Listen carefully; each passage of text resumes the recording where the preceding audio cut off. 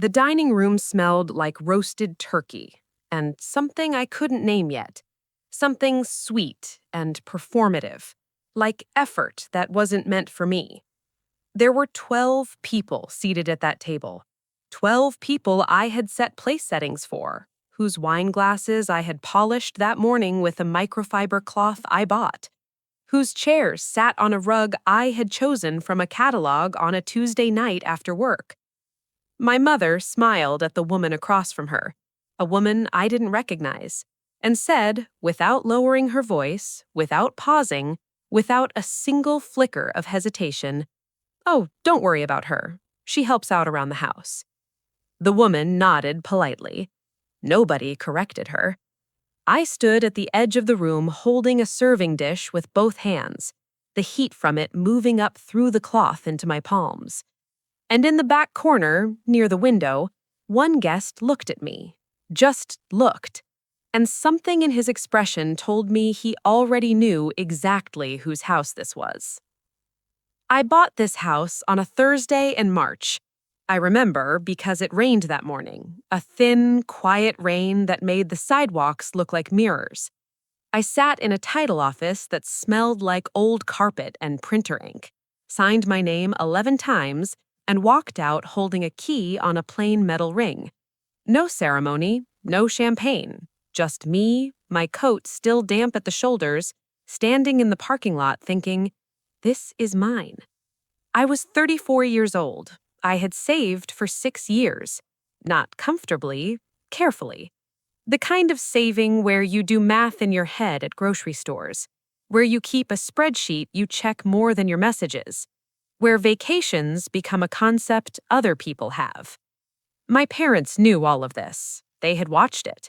My mother had been there the day I opened my first dedicated savings account, sitting across from me at a credit union with fluorescent lighting, nodding slowly like it was a reasonable thing to do, but not a remarkable one. I didn't need it to be remarkable. I just needed it to be real.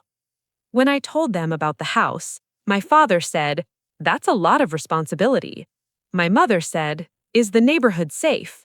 I told them yes, both times. They visited twice before Thanksgiving. Each time, my mother rearranged something: the kitchen towels, the decorative bowl on the entryway table, the throw pillows on the couch. Small adjustments. The kind that say, "I'm just helping," but means something else when they happen every single visit without asking. I didn't say anything. I moved the pillows back after she left. Both times.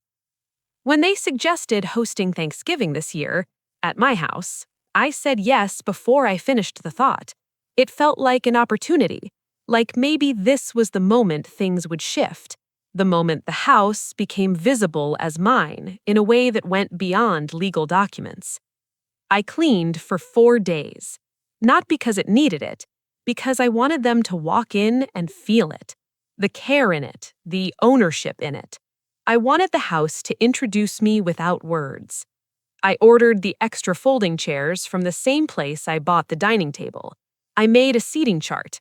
I cooked for 2 days straight, my feet aching by Sunday morning, the kitchen smelling like garlic and brown butter and something warm I couldn't quite label. By the time guests began arriving, everything was exactly as I'd planned. And then my mother walked in, looked around with that slow, evaluating gaze she has, and said to no one in particular, "We've been getting this place ready all week." I was standing 4 feet away. She didn't look at me.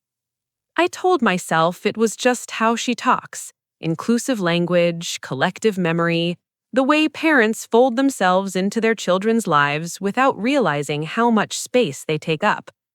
But the woman who arrived at 2:15, tall, linen blazer, handshake like she meant it, asked my mother as she handed over her coat, "Is this your home?" And my mother smiled and said, "We've spent a lot of time here," which is not the same as no. Looking back, there were signs before Thanksgiving. There are always signs. The trouble is, they arrive dressed as nothing. Small moments you file away under overthinking or "that's just how family is." You build a whole cabinet of them before you realize what you've been collecting. The first one I remember clearly happened in July. My cousin called me, not to ask how I was settling in, not to say congratulations on the house, but to ask if she could use my address for a package delivery because she'd be out of town. I said yes, normal enough. The package arrived, then another, then a third. By August, I had a small stack of her mail on my entryway table. When I mentioned it to my mother, she said, "Just hold on to it, she'll come by." Said it like the table was a communal mailbox. Said it like my address was a shared resource I hadn't been informed of. My cousin never came by. I drove the mail to her apartment myself. Nobody said thank you. I noticed it, but I didn't mark it. Do you know what I mean? There's a difference between noticing something and deciding it means something. I was still in the phase where I gave generous interpretations, where I assumed the best and kept moving. The second sign came in September at a small dinner I hosted. Just my parents, my aunt, and 2 family friends. Nothing formal. I made pasta and a salad and opened a bottle of wine I'd been saving for a quiet occasion. My aunt arrived and walked straight to the kitchen, lifted the lid off the pot, stirred it once, and said to my mother, "Did you make this?" My mother said, "We put it together this afternoon." I was standing at the counter, apron still on, wooden spoon in my hand. We. I turned back to the stove. I didn't correct it. I told myself it was a small thing, a linguistic habit, the way older women in my family have always spoken in plurals when it comes to domestic work, as if kitchens are communal by nature and credit is beside the point. But something sat differently after that dinner. Not loudly, more like a chair that's slightly uneven. You don't notice it until you've been sitting in it long enough. Have you ever felt that? The specific discomfort of being erased so gently that you almost erase yourself defending it. By October, my mother had a key. I gave it to her in good faith. She'd offered to water the plants when I had a work trip, and it made sense, logistically, practical, adult. The kind of arrangement that sounds completely reasonable in the moment and something else in retrospect.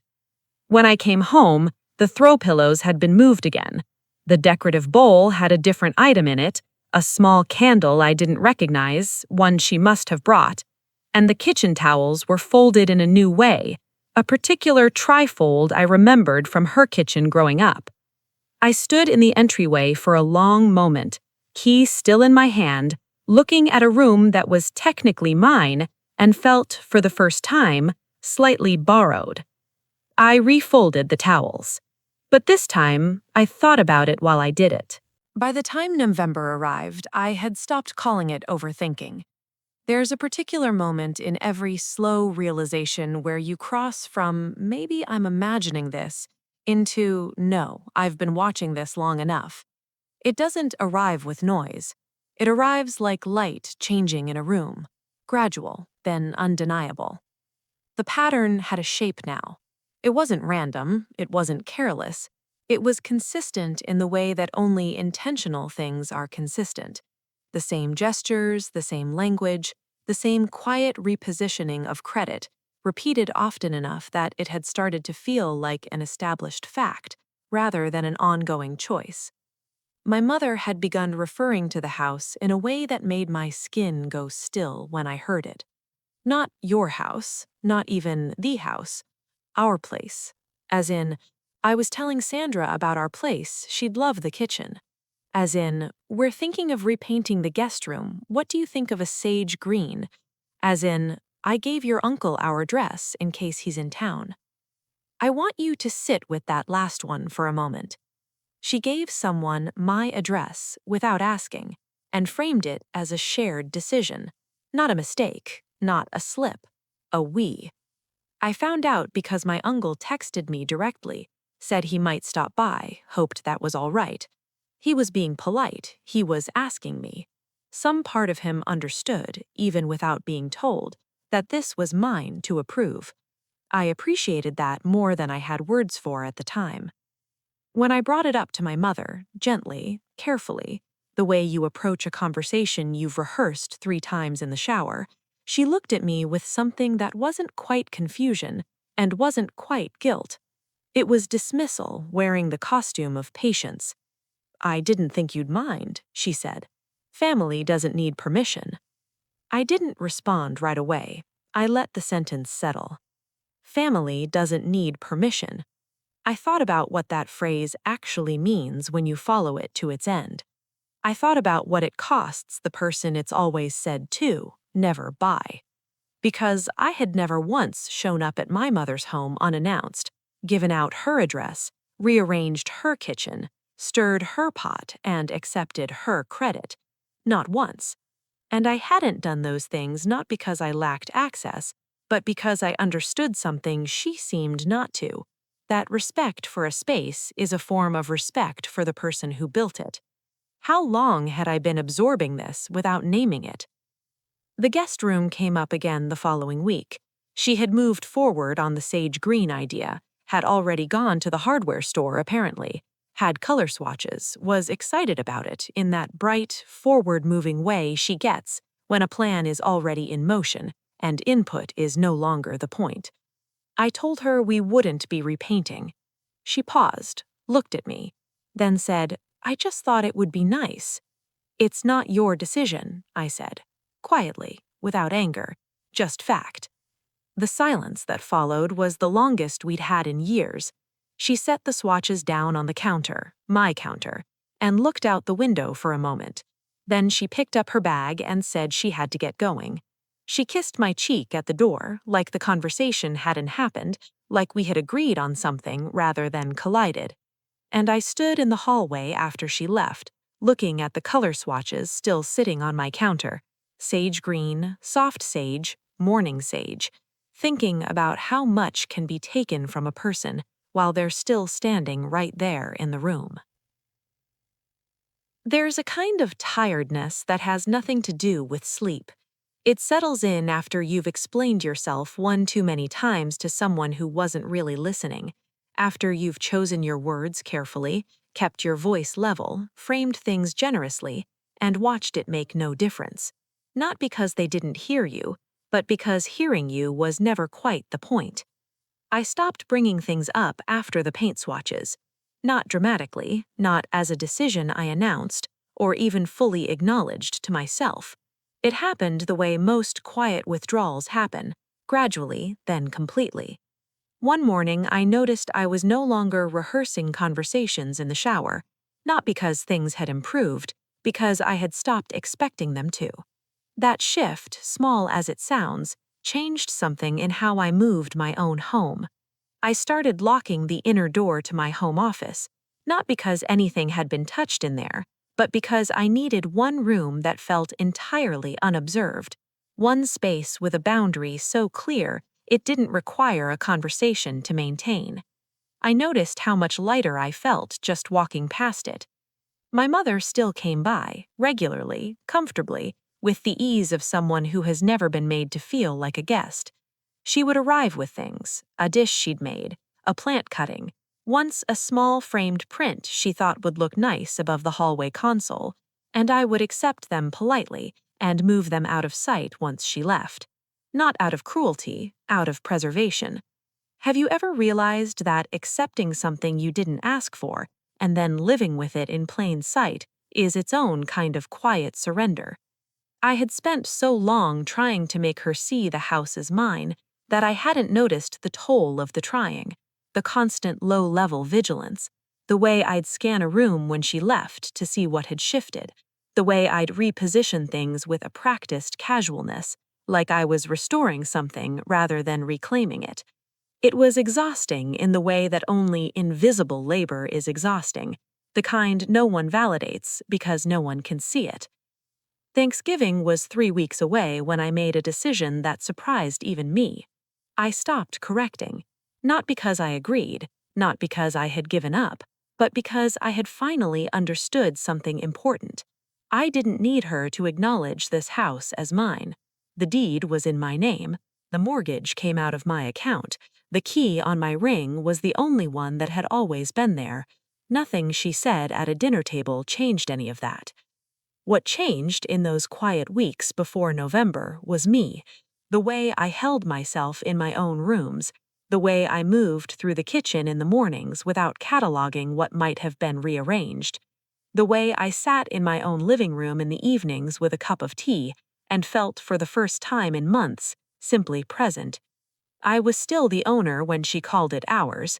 I was still the owner when she mentioned it to strangers. I was still the owner standing at that stove with an apron on while someone else received the credit. And I think that was the first time I understood the difference between needing to be seen and knowing who you are. One of those things, it turns out, you can live without.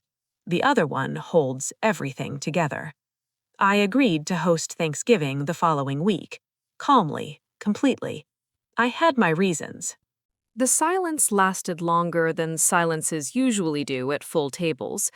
14 people, 17 with the additions, and not one of them reached for their glass or shifted in their seat or found something suddenly interesting on their plate.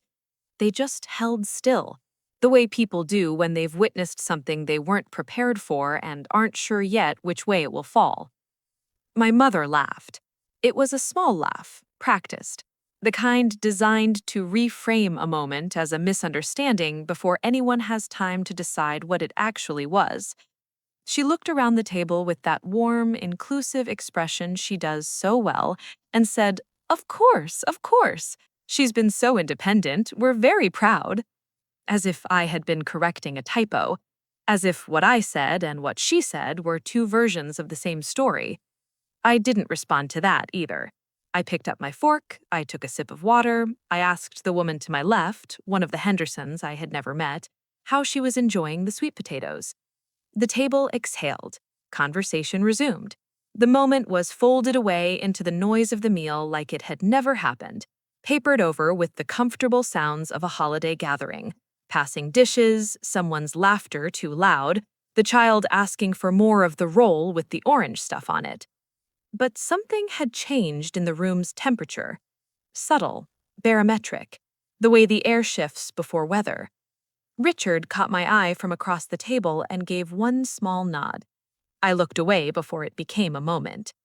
After dessert, people gathered in clusters, the living room, the entryway, the kitchen where my mother had resumed her natural position near the counter, accepting compliments on the meal with a graciousness that required no correction from her because no one in that cluster knew to offer one. I moved through the rooms quietly, collecting glasses, stacking plates, not because it was my job, because it was my home and I wanted to tend to it, and because staying in motion kept me steady in a way that standing still could not. At one point, my father found me in the kitchen alone. He stood in the doorway for a moment, watching me wrap the leftover turkey in foil, and said nothing for long enough that I looked up. He looked tired, not from the day, from something older than the day. "You didn't have to do that," he said, quietly. I wasn't sure if he meant the dinner or the statement at the table. I didn't ask. "I know," I said. He nodded slowly and went back to the living room. That was the whole conversation. Sometimes that's all a conversation is, two people standing at the edge of something too wide to cross in a single exchange, acknowledging the distance without pretending it isn't there. Guests began leaving around 7. Hugs at the door, voices warm with the particular affection that a good meal and a warm room produce in people, however briefly. The Hendersons told me it was a beautiful home. Diane said I was a wonderful host. She said it directly to me. I noticed. Richard was the last to leave. He shook my hand at the door and said simply, "Thank you for having us." Us, not them, not your family. Us, as in he understood he had been a guest in someone's home and was thanking the person who owned it. I closed the door after him and stood in the entryway for a moment. The house was quiet in that specific way it gets after many people have left it. Warmer than usual, slightly rearranged, carrying the residue of other voices in its walls. I stood in the center of it and breathed. My parents were still in the living room. I could hear my mother reorganizing something, the soft sound of objects being moved, repositioned, the quiet industry of a woman who fills silence with adjustment. I did not go in to say goodnight. I went upstairs.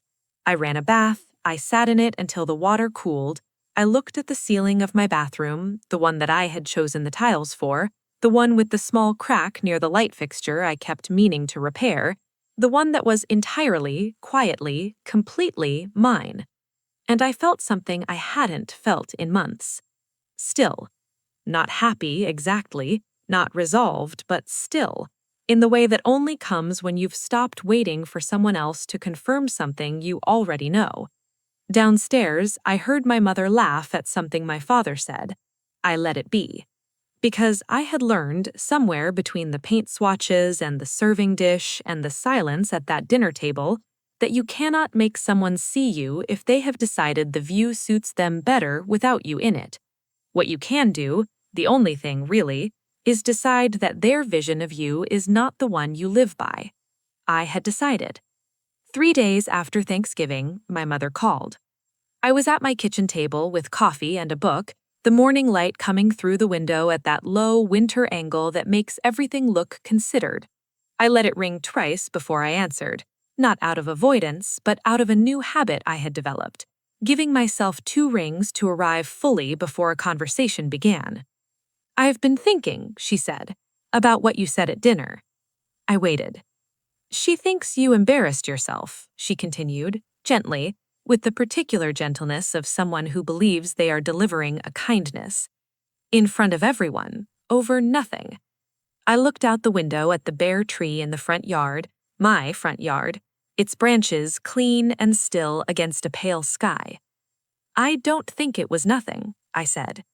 "People are going to think you're difficult." There it was. Not, "I'm sorry," not, "I understand why that hurt," not even, "I didn't realize how it sounded," just, "People will think less of you for expecting to be seen." I have thought about that sentence many times since then, about how much work it tries to do in so few words, how it takes the original harm and folds it back to the person who named it. How many times had I absorbed that logic without recognizing it as logic at all? "Mom," I said, and my voice was even, not performed even, genuinely even, the kind that comes from having already done the hard work privately. "I love you, and this is my home. Both of those things are true, and neither of them cancels the other." Silence. Then, "I just don't see why you had to make it a whole thing." "I know," I said. "I think that's worth sitting with." I didn't say it unkindly, I meant it the way you mean something when you've let go of the need for a particular response to it. We said goodbye shortly after, cordially, the way people do when they've reached the edge of what a phone call can hold. I set the phone down on the table and picked up my coffee. Outside, a neighbor walked past with a dog I recognized, a slow, old beagle named something I could never remember, and they moved through the frame of my window and out the other side, unhurried, unaware of being watched, just 2 living things taking a quiet morning at their own pace. I thought about the version of me from 6 months ago, the one who rehearsed conversations, refolded towels, and scanned rooms for what had shifted, the one who kept choosing generosity so reflexively she'd forgotten to check whether it was being returned. I didn't feel angry at her. I felt something closer to tenderness. She had been trying, in the way that people try when they believe that enough patience and enough grace will eventually teach someone to see them. It's not a foolish belief, it's a deeply human one. It just isn't always true. What's true is this. I bought this house on a Thursday in March. I signed my name 11 times and walked out into the rain holding a key on a plain metal ring. I chose the tiles and the rug and the bowl on the entryway table. I saved carefully, for years, in fluorescent light and on Tuesday nights and in every quiet, disciplined, ordinary moment that no one witnessed but me. That is not erased by a dinner table story. That is not diminished by someone else's comfort with a pronoun. That is not made smaller by the fact that the person taking space in it loves me, and probably, in her way, always will. The house is mine. It has always been mine. And for the first time, standing in it, sitting in it, breathing in it, I didn't need anyone else in the room to make that feel real. The old version of me would have waited for the acknowledgement. This version made coffee, opened a book, and let the winter light come through her window at its own unhurried angle. It was enough. It was actually more than enough.